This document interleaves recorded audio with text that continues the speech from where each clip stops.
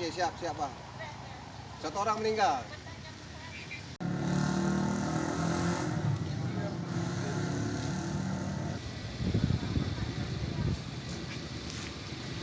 Sederalun, 2 kecelakaan jalan raya terjadi pada 2 lokasi terpisah di wilayah Kabupaten Biren.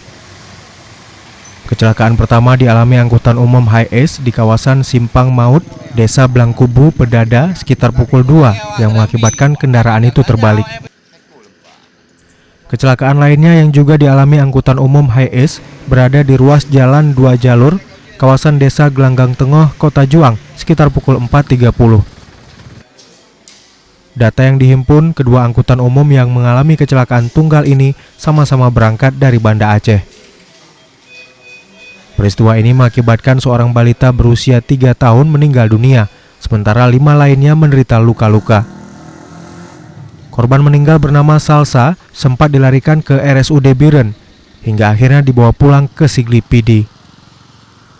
Dari Biren, Yusmandin Idris, Serambi On TV.